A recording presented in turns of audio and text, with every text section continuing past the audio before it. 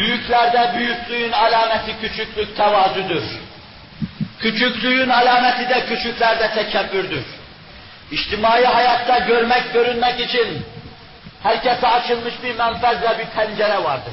İnsanın kâmeti küçükse şayet, boyu kısa ise şayet, çelimsiz biri ise şayet, başkalarına görünmek için parmaklarının ucuna dikilecek, olduğundan fazla uzun görünmeye çalışacaktır. Parmaklarının ucuna dikilecek, hani fotoğraflarda görürsünüz. Parlamenterlerle başbakanlar resim çektirirken, arkada olan kimseler gözünüze ilişir. Parmaklarının ucuna dikildiğini görürsünüz. Boyu kısa olduğu için, görünmediği için, görünme arzusuna kapılmış bu zavallılar görünmek için parmaklarının ucuna dikilirler. Bir insanın boyu kısa ise, küçükse, ruhen küçük ise şayet, o daima büyük görünecektir, bağışlayın aşağılık duygusu içinden. Her yerde büyüklüğünden bahsedecektir. Her toplulukta kendini göstermeye ve anlatmaya çalışacaktır. Ama zaten boyu uzun ise, o da tekavvüs edecektir. O da görünmek isteyecek ama görünmesi için eğilecektir. Onun için muhbir-i sadık bu hakikate parmak basarak buyurur ki: مَا زَادَ اللّٰهُ بِعَفٍ اِلَّا عِزًّا وَمَا تَوَاضَى أَحَدٌ لِلّٰهِ اِلَّا رَفَعَهُ اللّٰهُ كَمَا قَالَ. Müslim rivayet ediyor. Allah bir insanı affetmekle aziz kılmadan başka bir şey yapmaz. Bir insan kendini affetmeye alıştırırsa, affediciliği şiar edinirse, Rabbim onun izzetini artırır. Affetme insanı aziz kılar. Kusurları serrişt etmez, zelil kılar. Affetme insanlar arasında insana onur kazandırır. Her gönül onun için bir taht olur. İnsanlara karşı kin, hınç besleme mevzum. O da insanı sefil ve rezil kılar. Bağışlayın, izzetten mahrum eder. Bu hadisin bir yanı. Bir faslı müşterekle anlatıyor bunu Efendimiz sallallahu aleyhi ve sellem. Bir insan da Allah için yüzünü yere indirirsem, tevazu kanatlarını yerlere kadar indirirsem, kendini küçük görürsem, Allah karşısında kulluğunu idrak edersem, bu tevazuyu sırf Allah için yaparsa, Rabbim onu yükseltir. Yüzünü yere korsa, Rabbim o yüzü çiğnetmez. Kanatlarını yere indirirse, Rabbim o kanatları kırtırmaz. Onur ve gururunu ayak altına alırsa Allah için, Allah'ın ibadına karşı, Allah'ın elçilerine karşı ve Allah'a karşı, Rabbim o yüzü yerde bırakmaz ve onu sefalete mahkum etmez. Rabbim tevazu ile bizleri serfiraz kılsın. Affedicilikle gönlümüzü donatsın. Bizim için mev'ud olan izzeti bize bahşeylesin. Ruh sefaletinden halas eylesin. Kısaca kibrin ve kibirlenmenin manasına dikkatinizi rica ettim. Tarihteki her türlü firavunluğun altında bu olduğunu, korkunç cinayetlere sebebiyet veren şeyin bu olduğunu, kim bilir Neron Roma'yı yakarken hangi ruh haleti içinde, hangi büyüklüğün, gururun ve kibrin altında ezilerek bu işi yapıyordu. Ama tarih bu türlü hadiselerin binlercesiyle doludur. Seyyidina Hazreti Hüseyin'e karşı işlenilen cinayet, Seyyidina Hazreti Hüseyin'e karşı kastedilen o büyük cinayet tablosunda kibir büyük rol oynuyordu. Yezid Seyyidina Hazreti Hüseyin karşısında kendisini aziz görüyordu. Büyük görüyordum. Hilafetin kendisine ait olduğunu zannediyordum. Belki kendinden evvel ve kendinden sonra daha nicelerin gerçekten o mansıbın sahibi olanlara karşı aynı tavrı takınmış ve aynı vartaya düşmüşler. Hazreti İbn Abbas bir gece uykudan gözlerini açtığı zaman o öyle vahim bir hadisenin cereyan edeceğini, allame ve ümmetin hibri olması itibariyle çoktan hissetmiştim. Efendimiz Hazreti Hüseyin Kufe'ye doğru azmirah ettiği zaman çoktan hissetmişti. Ve babasının karşısına çıkıp behemahal Hazreti Muaviye ile sulh olmayı kendisine tavsiye ettiği gibi gözümüzün nuru ve Resul-i Ekrem'in de gözünün nuru, Sıbte-i Şerife'inden birisi, Kerbela'nın aslanı, kahramanı ve Revan nehrini kana revana boğan Seyyidina Hazreti Hüseyin, Kufe'ye doğru azmirah ettiği zaman babasının karşısına çıktığı gibi karşısına çıkmış, Küfelilere itimat etme demiştim. Hasımlarınla bir anlaşma yolu araştır demiştim. Fakat her nasılsa o şefkatli insan, o refik insan, ehl-i İslam arasındaki bu nifak ve şikakın içine girmek, onu öğrenmek, keşfetmek ve bu yarayı temelinden tedavi etmek maksadına matuf, Kufe'ye gitme mevzuunda ısrar ediyordu. Onlar Medine-i Münevvere'den ayrıldıktan bir hafta, 2 hafta geçmiş veya günler geçmişti ki bir gün etrafının içinde yatıyordu İbn Abbas. Uykudan gözlerini açtı, birdenbire inna lillah ve inna ileyhi raciun çekti. Dediler ki ne oldu ya imam? Dedi biraz evvel uykuda Resul-i Ekrem aleyhissalatu vesselam'ı gördüm. Elinde yarım bardak kan vardı. Yanıma sokuldu, dedim bu nedir ya Resulallah? Buyurdular ki bu Kerbela'da Hüseyin'in kanıdır. Hüseyin'i şehit ettiler. İnna lillah ve inna ileyhi raciun. Peygamber torunu vakayı öğrenmek için Kerbela'ya kadar gidiyordu.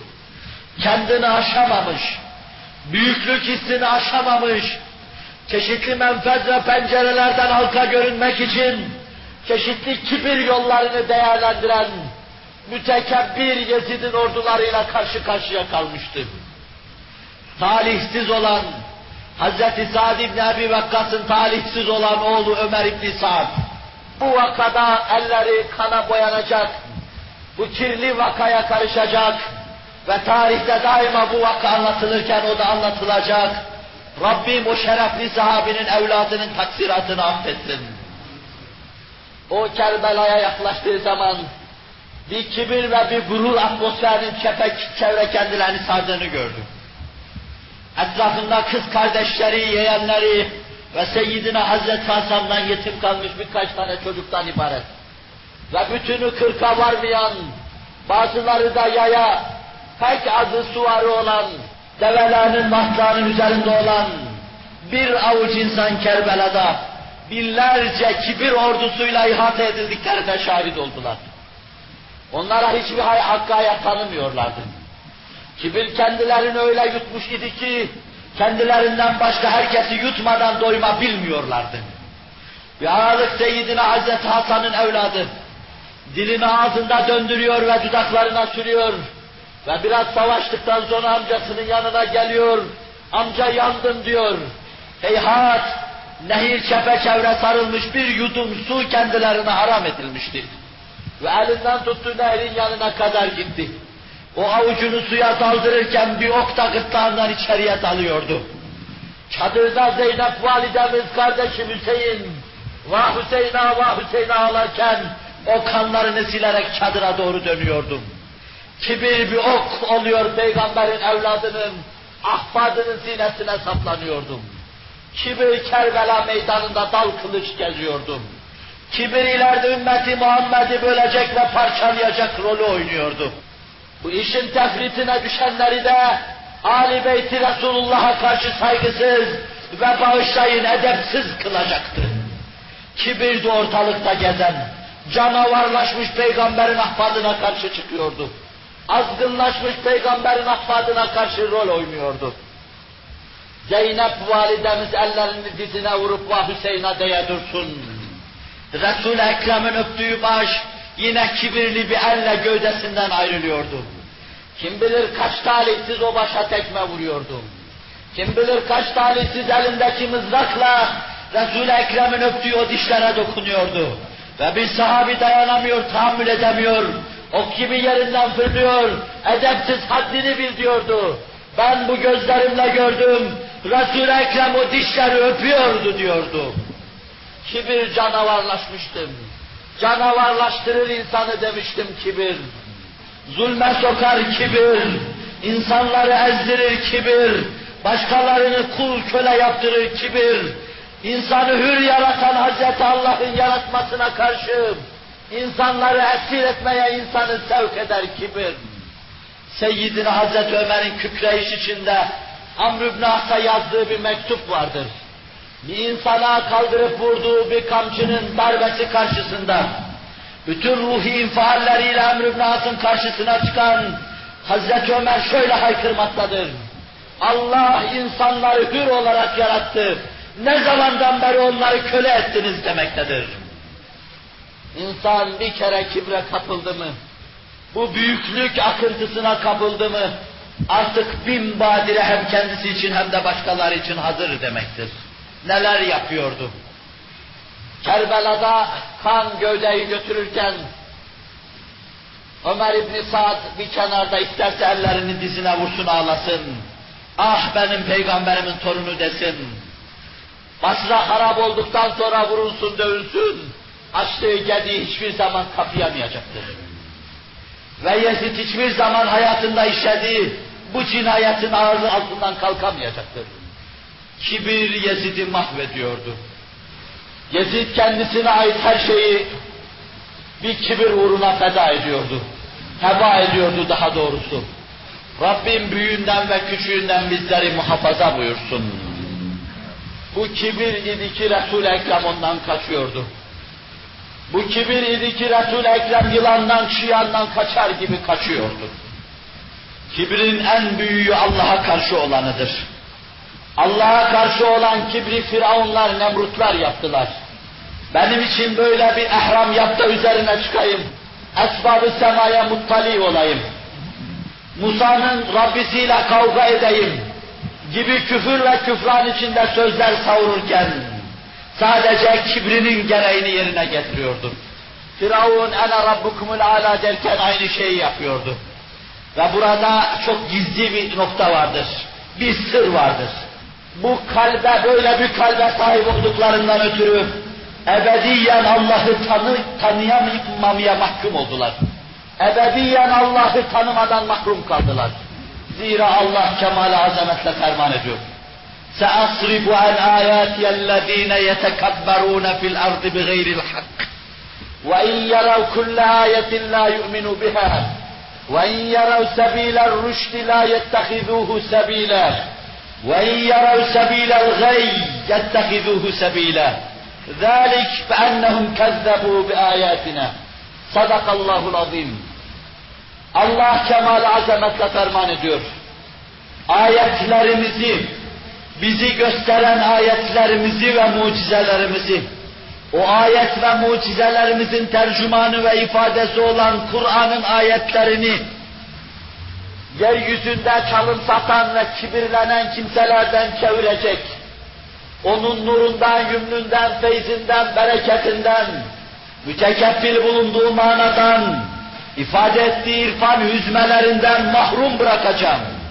سَأَصْرِفُ عَنْ آيَاتِيَ الَّذ۪ينَ يَتَكَبَّرُونَ فِي الْأَرْضِ بِغَيْرِ الْحَقِّ. Kimsenin yeryüzünde haklı olarak kibre hakkı yoktur.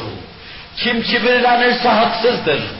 Ama Kur'an'ın bu noktasından müminin vekarı meselesi haklı bir kibir şeklinde kastediliyorsa onu ileride muvazenemizi arz ederken ele alacağım. Kim haksız olarak kibirlenir, burnunu dikersen biz ayetlerimizi ona göstermeyeceğiz. Kur'an-ı Kerim'i açacak, okuyacak da bir şey anlamayacak ondan. Nebinin nar-ı güher gibi dudaklarından beyinat-ı ilahiye dökülecek de bir şey anlamayacak ondan. Kelam-ı kadim arşı ferşi çınlattıracak, tarrakalarıyla mevcudiyetini hissettirmesine rağmen onların kalbinde onlara hiçbir şey hissettiremeyecek. Kainat binlerce ayat-ı beyinatıyla, şeriat-ı fıtriye kendi ayetleriyle, fiziğiyle, kimyasıyla, astronomisiyle, laboratuvarıyla, mikroskopuyla, iktişiniyle, teleskopuyla, bütün ayat-ı beyinat bir dil halinde Allah'ı ifade edecek de fakat onlar ondan da bir şey anlamayacaklar. Büyük büyük kürsüler işgal edecekler. Âli mahfillerde nutuklar atacaklar. Fakat Allah'ın ayat-ı beyinatından bir şey anlayamayacaklar. İşlerinde tasdik edici unsuru kaybettiklerinden ötürü, büyüklük psikozu içine girdiklerinden ötürü, kendilerini büyük gördüklerinden ötürü bir şey anlamayacaklar. Allah buyuruyor, anlatmayacağım. Kürsülerde çalım satanlara kendimi anlatmayacağım. Tevazu içinde bulunan rahmetle rezonans olacak. Belki onun için bir istifade bahis mevzudur meşiyet-i ilahi ile. Ama çalım satanlar, kibirle dolaşanlar, gururla insanların içinde gezenler, onlar hiçbir kitaptan bir şey anlamayacaklar. Ne kelamı kadim Kur'an'dan, ne de bu Kur'an'ın tercüme ve tefsir ettiği şeriat-ı fıtriyenin kanunlarından. Bedevi bir çocuk kadar dahi anlamayacaklar. Kibir gözlerine bir gözlük olarak takılacak. Eşyanın mahiyetini değişik ve kırık gösterecek. Böyle yapacağım diyor Allah Celle Celaluhu. وَاِنْ يَرَوْ كُلَّ آيَةٍ لَا يُؤْمِنُوا بِهَا. Bütün ayetleri birden görseler de inanmayacaklar. Görüyorsunuz siz. Siz 1000 dereden 1000 su getirerek mesele anlatıyorsunuz. Efendim küre-i arz, güneşle arasında takribi 149 milyon veya 150 milyon kilometrelik bir mesafe var. Bu mesafe bu kadar olmasaydı, daha fazla olsaydı veya daha az olsaydı falan. Küre-i arzın şu kadar meyli vardır, 23,5 derece meyli vardır, böyle olmasaydı şöyle olurdu, şurada buzlaşma, burada buharlaşma olurdu. Oksijen nispeti %21'dir. Efendim böyle olmasaydı şöyle olurdu. 50 dereden aşağı 50 su getirirsiniz avamca ifade. Fakat bütün bunları şaşkınlık içinde yüzünüze bakarak dinlerler de bundan bir şey anlamazlar. İnsan teşrihine girersiniz. Hücreden büyük mürekkeplere sıçrarsınız. İnsanın damarları içinde kanla beraber dolaşırsınız. Al yuvarlanın vazifelerini ona anlatırsınız. Ak yuvarlayla karşısına çıkarsınız. En küçük parçadan en büyük parçaya kadar her şeyi bir dil ve dal haline getirirsiniz de ne o dil bir şey anlatabilir, ne de o dalda iman meyveleri görebilirsiniz. Vermez. وَاِنْ يَرَوْ كُلَّ آيَةٍ لَا يُؤْمِنُوا بِهَا. Kitapları devirirler. Ayat-ı beyinatı tekrar okurlar. Kainatı didik didik ederler. Eşya ve hadiselerin ruhuna nüfuz ederler. Fakat inanamazlar diyor Allah Celle Celaluhu. Bir yerde kalplerine mühür vurduk dediği gibi, Allah kalplerini mühürledik dediği gibi, kibir kalplerinin mühürlenmesine vesile olmuştur. Kibir bir kapı olmuş kalplerini kapamıştır. Bir panjur olmuş pencerelerini kapamıştır. Bu onların iman ve irfan istidatlarını kaybettirmiştir. Ve asıl küfür de zaten odur. İnsanın inanma istidadını kaybetmesi. İşaret tefsircilerinden Muhyiddin İbn Arabi innellezine keferu'ya mana verirken diyor ki onlar ki kalplerinde Allah'a inanma istidadını kaybettiler. Asıl sebep budur zaten. Sonra küfrün zuhuru ve bir hortlak gibi sahneye çıkması o bu korkunç sebebin neticesidir. İnnellezine keferu, onlar ki kalplerindeki inanma, tanımam, irfana erme istidadını kaybettiler.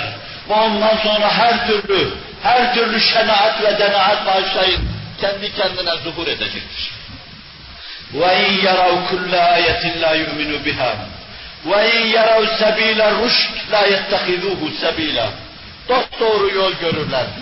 İçtimaiye huzur vaat eden dosdoğru yol. İktisadi hayatı rayına oturtan dosdoğru yol. Vicdanlara itminan getiren dosdoğru yol.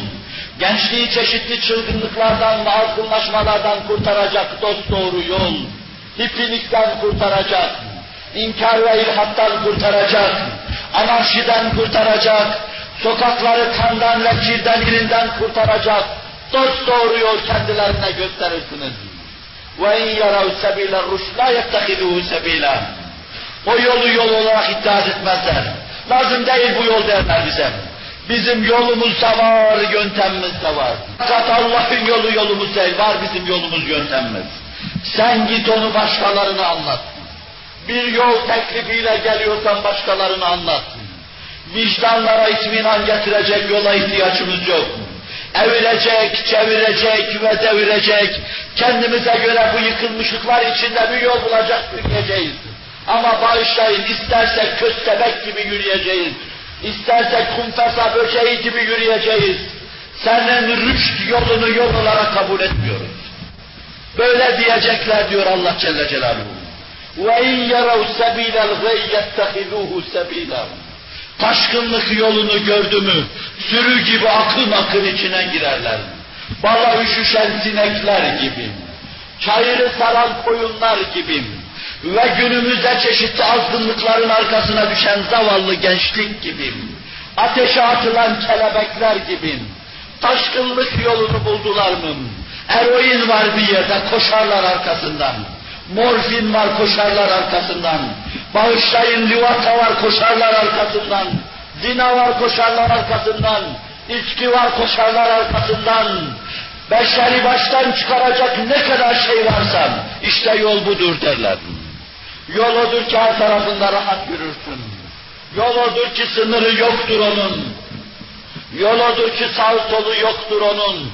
Bata çıka yürürsün ama her yerde yürürsün. Günümüzün sefil insanının yürüme anlayışı ve yürüdüğü yol. Rabbim bu yola düşmekten bizi muhafaza buyursun.